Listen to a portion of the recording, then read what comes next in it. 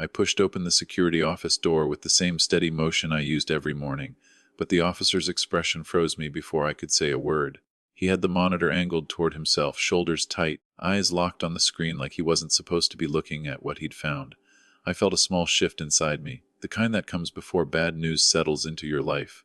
He motioned me closer without speaking, and the unease in his face told me the danger wasn't outside, it was connected to me. He tapped the screen, showing a camera log from the night before. My name wasn't on it, my son's was. I stared at the timestamp, realizing he had accessed the system long after midnight, a time he had no reason to be in the building. The officer opened a folder labeled Deleted Footage, and the title alone made my breath pause. Deleted footage isn't supposed to be accessible. Something inside that file wasn't meant to be seen. He clicked play on the first recovered fragment. The hallway camera showed my son entering the building with gloves on, his hood pulled low. He carried something under his jacket, and the way he looked around told me he didn't expect anyone awake. The officer paused the video and leaned toward me, lowering his voice with a weight that made the room feel smaller. "Don't go back to your house tonight," he said. His whisper was plain, sharp, and final. It left no room for questions. My stomach tightened as I watched the second fragment load. My son stood at my door, entering the code with precise movements, like he had practiced it. I tried to remember if I had ever told him the full sequence. The officer zoomed in on his hands, showing how quickly he entered it without hesitation. That small detail sank into me like a cold truth settling in my bones. He didn't guess it. He knew it. The clip cut to static, then jumped to him standing inside my living room. He checked behind the curtains, under the table, and inside the drawer where I kept old documents. His movements were fast and deliberate, not the behavior of someone looking for a lost item. He opened my desk and took out a folder I hadn't touched in months, flipping through it with urgency before tucking it under his arm. Watching him handle my belongings with that kind of purpose made a line inside me tighten. The officer shifted uncomfortably and said the footage couldn't be recovered past that point. He said my son had tried to clear everything, but parts remained because the system had backed up during the outage. His explanation was simple, technical, and believable, but the implication behind it sat heavier with each second. My son had wanted this footage gone, and he had acted like a man who didn't want witnesses. I asked the officer why he thought I shouldn't go home. He didn't answer right away. He rewound the fragment and let me watch my son pull something from his pocket as he crossed my hallway. I couldn't tell what it was, but the long shape and careful grip said it wasn't something harmless. He paused again and looked at me steadily, the kind of look a man gives when he knows the truth will land hard. He told me there were things the camera hadn't captured, but the parts that remained were enough to show intention. He didn't speculate, he didn't exaggerate. He just said the house wasn't safe for me tonight. His voice was calm, but the certainty in it made the message impossible to ignore. I stepped back from the monitor, feeling every year of my age settle into my shoulders. My son had been in my home without permission. He had deleted evidence of it, and he had carried something inside that he didn't want anyone to see. Something dangerous had already crossed my doorstep, and it had my blood. I walked out of the security office and into the parking lot with a heaviness I hadn't felt in years, the kind that sinks into your breath before you even understand why. The afternoon was quiet, just the distant hum of traffic and the hollow sound of my steps on the concrete. I leaned on the railing for a moment, letting the air steady me. At my age, you learn not to rush your thoughts. They come on their own, bringing pieces of your life with them whether you want them or not. I raised my son mostly alone after my wife passed when he was still in high school. Those first years were a blur of trying to be everything at once. Parent, provider, and the steady voice in the room no matter how tired I was. He was a quiet boy back then, sharp-minded but restless in ways I didn't always understand. When he grew older, he drifted the way young men do when the world pulls harder than home. I didn't blame him for that. Distance happens slowly, almost politely, until you look up and realize you haven't spoken in months. The last decade had been shaped by that distance. He called when he needed something. A place to stay for a week, money to cover a bill, help with a vehicle he'd bought too quickly. I always helped, but each visit felt shorter, as if he were walking through my life instead of being part of it. I told myself he was busy building his own path, trying to find footing in a world that asks too much from people his age. But somewhere along the way, the warmth between us thinned. Then things changed after I sold the old property 6 months ago. The sale wasn't a secret, but it wasn't something I expected him to care about. Yet he showed up the very next day with a smile that didn't fit his usual tone. He brought groceries, offered to repaint the living room, even asked if I needed help sorting old paperwork. At first, it felt like what I always hoped for, a son trying to reconnect, but the sudden warmth was too quick, too calculated. He asked where I kept the house keys. He asked if the alarm code had been updated recently. He said he could help organize important documents, because he wanted to make sure I didn't get overwhelmed. I remember watching him stand in the hallway one afternoon, his hand on my key rack, staring at it a little too long. When I said his name, he snapped out of it and smiled like he had been lost in thought. It was a small moment, but one that settled strangely in my memory. A few weeks later, he grew irritated when I mentioned visiting the bank to update my beneficiaries. His reaction was immediate, a quick flash of anger in his eyes before he covered it with a joke. I tried to shrug it off, but the look stuck with me. There were other hints, forced warmth in his voice, sudden coldness when the topic shifted to my accounts, short bursts of annoyance when I didn't immediately agree to his suggestions. Small things you notice only when you've lived long enough to read the space between words. I told myself I was imagining it, that age makes you cautious, that loneliness creates shadows. But those shadows didn't come from nowhere. Now, after seeing him on that screen last night, gloves on, searching my drawers like a stranger, I felt an ache deeper than fear, the kind of ache that comes from realizing someone you love may see you as something fragile, inconvenient, or worse, exploitable. I leaned against my car, replaying the footage in my mind, trying to fit it into the shape of the son I once knew. What was he doing in my house at night? The question settled into me with a cold clarity. Whatever the answer was, it didn't belong to the boy I raised. It belonged to the man he had become, and I was only now beginning to see it. I sat in my car for a while before driving home, letting the pieces of the past few days settle into a clearer shape. It didn't take long for the small details to start rising, one after another, like quiet alarms I hadn't heard the first time. The missing mailbox keys came to mind first. I had placed them on the hook by the door, the same place I'd kept them for years. One morning they were gone, only to reappear 2 days later on the kitchen counter. I had blamed myself then, thinking I'd misplaced them. Now I wasn't so sure. The same week, I noticed the chair in my study was slightly angled away from the desk, not in the position I always left it. A drawer I rarely used sat open an inch. Tiny shifts, barely enough to register, but undeniable in memory. I remembered how my son had suggested I stay at a hotel one night while he handled a few things around the house. The request had surprised me at the time. He had said the place needed airing out and that I deserved a break. His tone was light, but something about the offer bothered me. I had spent most of my life in that house, and no part of it had ever required me to leave overnight. When I declined, he didn't push, but the quick flicker of irritation in his eyes stayed with me long after he left. A few days later, I found a receipt tucked under a stack of mail on the counter. It was from a hardware store across town, listing items I hadn't purchased: heavy-duty gloves, a pry bar, and a small flashlight. The date matched the night I'd gone to dinner with an old neighbor. I hadn't mentioned it to my son, but he had asked afterward if I'd been home that evening. I didn't pay attention to the question at the time, but the receipt made the timing harder to ignore. I placed it in the drawer by my bed, unsure what to make of it. The turning point came when my next-door neighbor mentioned seeing my son entering the house one afternoon while I was out getting groceries. She said it casually, the way people mention running into someone familiar. I tried to hide my confusion and told her he was helping me with a few repairs. Later, when I asked him about it, he said he was checking the pipes in the basement because he'd noticed a leak last time he visited. I checked the basement the following morning. Every pipe was dry, untouched, and exactly as I'd last remembered. The contradictions kept growing. He became insistent about arranging a meeting with a bank specialist who could help me modernize my accounts. He talked about streamlining my finances and preparing for the future. His tone was rehearsed, almost scripted. When I asked simple questions about this specialist, his answers shifted.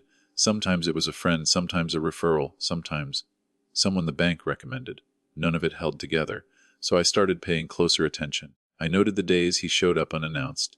I kept track of the times he asked about my schedule, where I was going, or when I'd return. I watched how his expression changed when he looked around the house, his eyes lingering on places I kept important papers. I wrote down the small inconsistencies, the missing keys, the moved furniture, the unopened mail that felt like it had been opened and resealed. As the list grew, so did the quiet tension in my chest. Each detail on its own could be dismissed, explained, forgotten, but together they formed a pattern I could no longer ignore. The kind of pattern that doesn't happen by accident. The footage had shown me what he did. These clues were showing me who he had become. I returned to the security office early the next morning, choosing a time I knew my son wouldn't call or stop by. The officer recognized me immediately and closed the door behind us without being asked. His expression carried the same steady concern from the day before, but now there was a layer of caution in it, as if he'd been waiting for me to come back. I told him I needed to see the system logs, my voice low and controlled.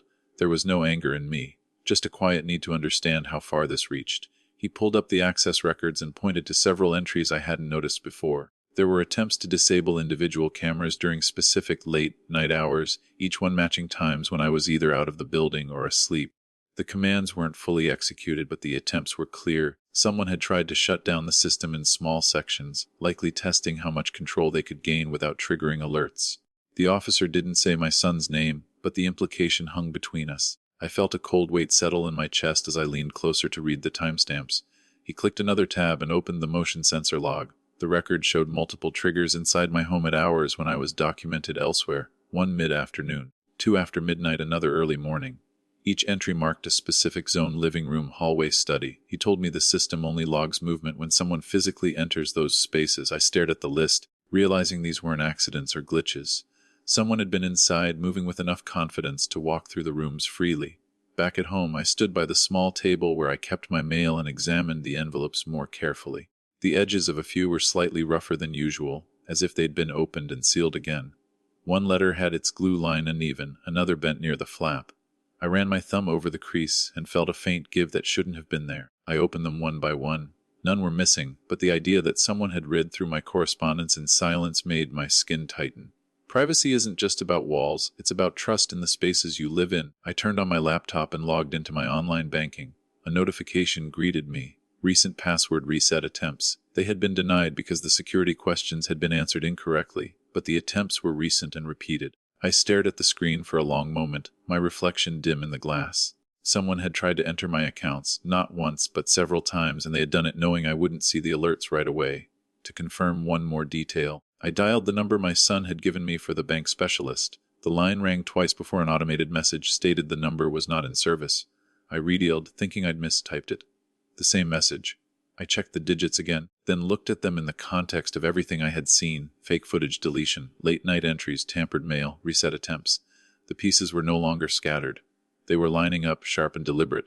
Standing alone in my kitchen, phone in hand, I felt a clarity settle over me. My son wasn't being careless or confused. He wasn't trying to help or reorganize my home. He was preparing something with intention, something that required my absence, my information, and my silence. Whatever he had started, he had been building it piece by piece, right under my roof.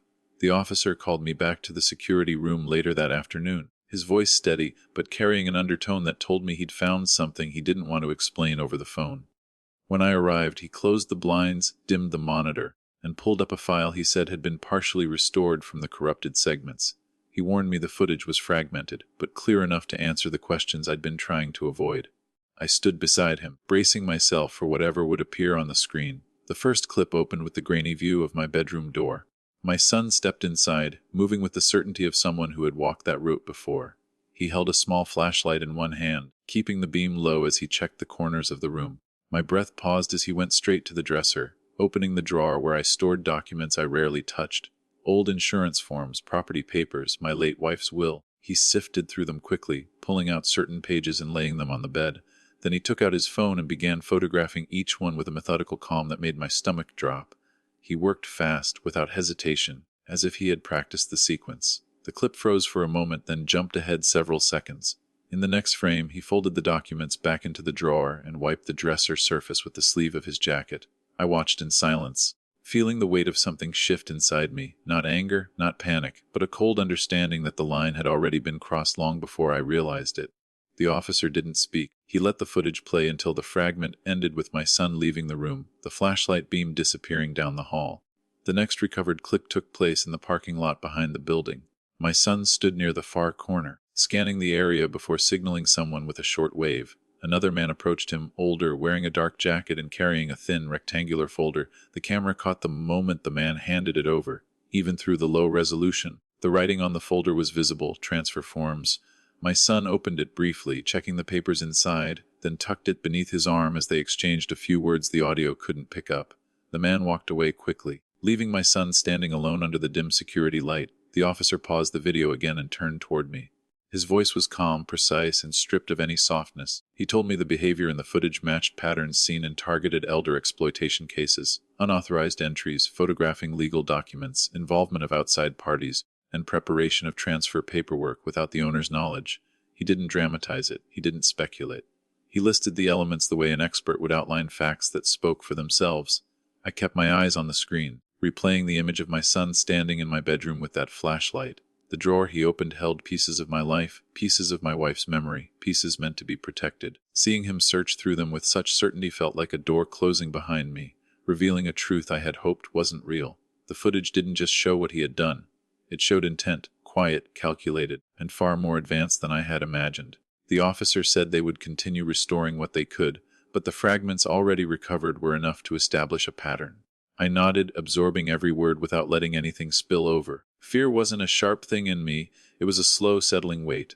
I had raised that boy, I had trusted him with the key to my home.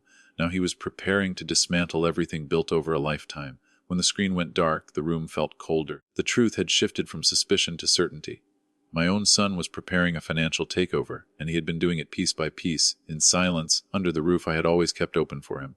I left the security room with a steady walk, but inside I felt the kind of heaviness that doesn't allow you to breathe too deeply. Once I reached my car, I sat for a moment and pulled out the number the officer had given me earlier, a direct line to a financial crimes unit that handled elder exploitation cases. My hand stayed steady as I dialed, but there was a coldness in them I hadn't felt before. When the investigator answered, I kept my voice calm and explained what the footage showed, keeping to the facts the way the officer had taught me. She asked for the details of the documents my son photographed and the appearance of the folder labeled transfer forms. When I described them, her tone shifted, tightening with a quiet certainty. She said those types of forms were commonly used in fraudulent account takeovers and property transfers, especially when someone tried to gain control without the owner's consent. There was no hesitation in her voice. She told me plainly that what I had described matched textbook patterns of targeted elder exploitation. Hearing it from a stranger made the truth settle deeper than seeing it on the screen. She instructed me to place immediate holds on all my accounts and request that my signature be flagged for in-person verification only. I followed her guidance step by step, calling each institution and speaking with supervisors who walked me through the process.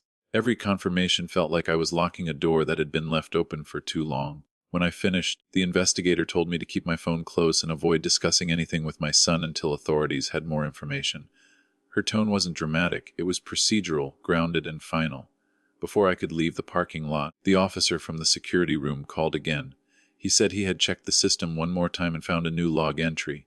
My son had attempted to access the cameras again the night before, long after the first footage had been recovered. The attempt was blocked automatically, but the timing told us something unmistakable. He was checking whether his deletion had worked. The officer spoke cautiously, telling me he believed my son didn't know the footage had been restored yet. That ignorance was the only advantage I had left. I thanked him and ended the call just as my phone buzzed again. A message from my son appeared on the screen. "We really need to talk about the paperwork today. Please answer." I didn't respond. Seconds later, another message followed, more insistent, pressing that we meet before things get complicated. The phrasing wasn't emotional, it was urgent, controlled, almost strategic. Each message carried a pressure that felt too familiar now. Not concern, not family, but intention. I turned the phone face down on the seat, letting the vibration of another incoming message fade against the fabric. The investigator's warning replayed in my mind: do not go home alone, and do not sign anything under any circumstances. The clarity of that instruction cut through whatever doubt I might have had left. This wasn't a misunderstanding or an overreaction. It wasn't a rough patch in a strained relationship. It was a deliberate threat, moving quickly and quietly, waiting for an opening. Sitting there in the stillness of the parking lot, I felt the line between suspicion and certainty vanish completely. Whatever came next would change everything. I had reached the point of no return, and the only choice left was to move forward with eyes fully open. I drove to the station that afternoon, keeping my phone silent in the cup holder as more messages from my son came in. The investigator met me in a small office, her expression firm, her posture steady. She listened as I described the new texts, then nodded once before outlining the next step. She said the cleanest way to uncover the full truth was to let him believe everything was still moving according to his plan. That meant scheduling a meeting with him, but doing it on our terms. She instructed me to reach out to my son and agree to talk about the paperwork, using his exact wording to avoid stirring doubt. My voice remained level as I typed a simple message, asking him to meet me in the lobby of the building the next evening. She watched my hands carefully, making sure the wording stayed neutral. When I hit send, she told me to expect a shift in his behavior. People who rely on secrecy react quickly when they think time is running out. I didn't have to wait long. Within minutes, my son responded with unusual enthusiasm, saying he was glad I'd finally come around. He insisted we handle everything that same night, not tomorrow, and added that we should go to the house afterward to finalize a few things. The speed of his replies and the insistence behind them made the tension inside me coil tighter. He wasn't asking anymore, he was pushing. When I returned home, he called repeatedly, his voice sharper with each attempt. He wanted to know if I'd be alone. He wanted to know if he could swing by to get started. When I told him we'd talk tomorrow, his tone shifted. Irritation crept in, layered with a kind of nervous urgency I hadn't heard from him before. He said the timing mattered. He said waiting would complicate everything. He emphasized needing access to the house, pressing the point with a thin patience that revealed more than he intended. I kept my responses calm, steady, and measured. Compliance without eagerness, curiosity without suspicion. The investigator had warned me that too much pushback would make him change strategies. So I said little, offered nothing, and let him believe he was guiding the path. When he finally ended the call, I sat in the quiet of my living room and let the stillness settle around me like armor. That night, I gathered every piece of evidence I had into a single folder: the restored footage stills, the receipt from the hardware store, the tampered mail, the access logs, the false number he gave me, and the notes from the investigator. I placed them in a clean sequence so nothing could be dismissed or misread. The weight of the folder felt heavier than the papers inside. It was the weight of truth, built from the small violations that had crept into my life without permission. The investigator called later to confirm the plan. She said she and the officer would be waiting in a secure room near the lobby, ready before my son arrived. There would be no confrontation in the hallway, no raised voices, no surprises that could be turned against me. Everything would unfold with structure and documentation. That reassurance steadied something in me that had been trembling under the surface. Not long after, another message came from my son. "We need to sign the papers tonight. It can't wait." The insistence had sharpened into something colder, more urgent. I read the message twice, then set the phone face down on the table. The night around me felt tight, though nothing moved but the soft hum of the refrigerator. I sat there for a long moment, hands resting on the folder, breathing slowly until the tension settled into focus rather than fear. Tomorrow the truth would come into the open. Whatever he had been building behind my back would finally stand in front of witnesses, stripped of secrecy. I wasn't looking forward to it, but I was ready. I met my son in the lobby with the same calm he'd always expected from me, even when he didn't deserve it. He asked if we were going upstairs to talk, his voice steady but restless beneath the surface. I told him there was something important we needed to review first and gestured toward the security office down the hall. He hesitated, just long enough for uncertainty to flicker across his face, then forced a smile and followed. Each step he took carried the confidence of someone who still believed he held control. The officer opened the door before we reached it, his expression unreadable. The investigator stood beside him, arms folded, gaze fixed on my son with quiet assessment. My son slowed again, confusion tightening his jaw. I walked inside without explaining, letting him decide whether to follow. A second later, he stepped in behind me, the door closing softly behind us. The room felt colder than usual, the lights dimmed and the monitor already awake. The officer motioned for us to sit. My son stayed standing for a moment, glancing between the three of us, trying to read the room. When he finally sat, he angled himself toward me instead of the screen, as if he could guide the conversation before it began. The investigator didn't give him that chance. She nodded to the officer, and he brought up the first clip, the one showing my son entering my home late at night with gloves on, moving through the hallway like a man who had mapped every step. My son's posture stiffened. He leaned forward slightly, then leaned back, then forced out a laugh that didn't match the tension in his eyes. He said he didn't know what he was looking at, claimed it looked edited, and asked why someone would fake something like that. The investigator didn't respond. She simply told the officer to play the next fragment. The second clip showed him in my bedroom with a flashlight, pulling documents from the drawer and laying them out across my bed. The room stayed silent except for the low hum of the monitor. My son's breathing changed slower, heavier, and he tried again, insisting he had been helping me organize, and that I probably didn't remember asking. His voice sharpened when he said it, adding a slight tremor meant to suggest concern. Then he leaned toward the investigator and said carefully, "My dad's memory hasn't been the best lately." The officer cut him off before he could continue. He brought up the access logs, timestamps showing entry attempts, camera shutdown tests, and the exact hours my son had been inside. He explained each line with calm precision, identifying digital signatures, device IDs, and failed commands. Every piece of data tied back to my son's activity, not mine. There was no space for interpretation, no room for guesswork. My son's confidence began to fracture. His explanations shifted from denial to confusion to accidental misunderstandings. He said he thought he had permission. He said he meant well. He said he was trying to protect me from making mistakes. His voice lost its structure with each attempt, the words unraveling faster than he could control them. Then the final clip appeared, the meeting in the parking lot. The unknown man handing him a folder labeled transfer forms. My son stared at the screen, shoulders sinking, throat tightening as the officer paused the footage on the moment he accepted the folder. He didn't speak this time. He didn't try to fabricate another excuse. His eyes moved from the screen to the table, then to me, then away again. The investigator placed the printed evidence on the desk, photos, receipts, timestamps, and restored frames. She didn't raise her voice. She didn't accuse him. She simply laid everything out in a clean, organized line, the same way truth organizes itself when there's nothing left to hide behind.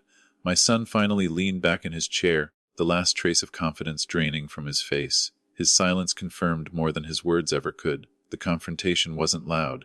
It wasn't chaotic. It was the quiet collapse of a lie that had been built piece by piece, now dismantled in minutes by facts he couldn't outrun.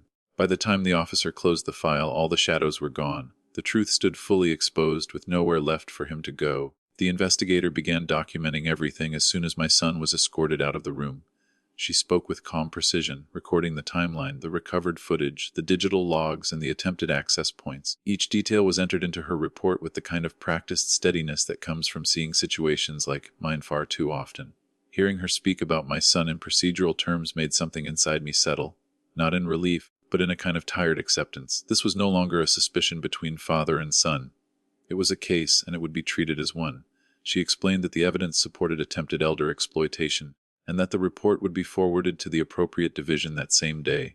There was no dramatic build-up, no harsh language, just a clear set of facts that spoke louder than anything I could have said. She reassured me that, until the investigation concluded, my son would have no legal right to contact me or access any part of my personal or financial life. The words were protective, but they carried a weight I wasn't ready to acknowledge. By the time I returned home, the bank had already flagged my accounts with the highest security measures. They added multi-layer authentication, in-person-only verification, and internal alerts that would notify supervisors if anyone even attempted a change. A locksmith arranged through the officer replaced my door locks and reinforced the frames. The security system was upgraded, new codes generated, and my access logged under a private file. Each change was practical, necessary, and suffocatingly final. The silence in my house felt different now. It wasn't the quiet of routine. It was the quiet left behind after something breaks. I walked through the rooms slowly, past the drawer he had opened, the desk he had searched, the hallway he had walked through with gloves on. None of the items were out of place anymore, but the memory of seeing him in those spaces through the footage stayed etched in my mind. You can repair locks and restore systems, but trust doesn't reinstall itself as easily. Family heard about it faster than I expected. A cousin sent a short message asking if the rumor was true. Another relative wrote a long paragraph about how my son had always seemed troubled, as if that softened anything. Some said nothing at all, silence masquerading as neutrality. I didn't respond to any of them. Explaining the truth would have felt like reopening a wound that was already difficult enough to breathe through. Later that evening, the officer stopped by to check on me. He didn't stay long. He just asked if the new system felt secure, if I'd noticed anything unusual, and if I needed anyone to walk through the house with me. I told him everything was fine. He nodded, studying me for a moment before saying I should call any time, even for something small. It was the kind of offer made by someone who understood that danger wasn't the only thing a man in my position had to face. Loneliness could be just as heavy. After he left, I sat in my armchair with the lights off, letting the quiet settle again. The day had given me clarity, but clarity doesn't comfort you. It just removes the room for illusions. Justice was in motion, and the protections around me were strong. But the cost of reaching this point left a mark that wouldn't fade quickly. I didn't feel victory, I didn't feel triumph. I felt a slow, steady ache that came from recognizing the truth of someone you once believed would never harm you. Justice was necessary, but it carried its own kind of pain. I spent the next several weeks rebuilding my routines, not out of fear, but out of a need to take ownership of my life again. I cleaned out drawers I had ignored for years, sorted old documents into labeled folders, and placed the most important ones in a new safe with codes only I knew. I updated passwords, reviewed my accounts weekly, and checked the locks each night with a calm steadiness. These weren't signs of paranoia. They were boundaries I should have built long ago. The house felt different, quieter in a steady, controlled way, as if I had reclaimed something that had been slipping from me without my noticing. In the early mornings, when the world was still and the windows held only the faint reflection of my own silhouette, I found myself thinking about how danger doesn't always come with noise. Sometimes it walks in with familiar footsteps. Sometimes it wears a face you recognize. Age teaches you that trust is not something you hand out freely, even to people who share your blood. Family titles don't guarantee safety. Kind gestures don't guarantee good intentions. The truth is quieter than people want to admit. Love can blind you to the very thing you should be watching. I learned to verify everything, even the things that once seemed harmless. I double-check signatures, confirm appointments directly, and never rely on someone else's explanation when the stakes involve my home or my future. Trust, I've realized, isn't something you withdraw entirely. It's something you give slowly, measured by proof instead of hope. A man my age doesn't have room for careless faith. He has only room for what protects him. Sometimes I think about the deleted footage, the fragments my son tried to wipe away, the pieces that shouldn't have survived the outage. The irony is sharp but simple. What he tried to destroy ended up saving me. A few glimmers of light on a grainy screen revealed more truth than a dozen conversations ever could. Life has a way of leaving small traces where people believe they've covered every step. The officer and the investigator still check in from time to time. They don't stay long, and they don't ask for details I'm not ready to give. They offer quiet support, the kind that expects nothing in return. I've come to value that steady presence more than I expected. Not all protectors wear uniforms. Some simply show up when you need them, speak little, and leave you with the certainty that you're not facing the aftermath alone.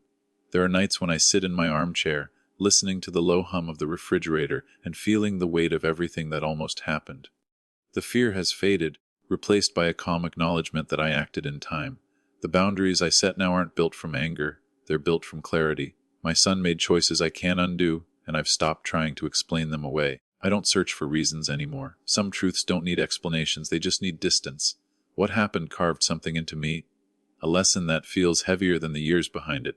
Vigilance isn't cynicism. Caution isn't weakness. Protecting your life isn't selfish.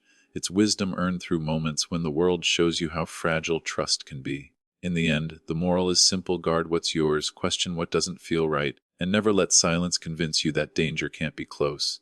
Quiet strength is the final defense age gives you. Use it before the world teaches you why you should have.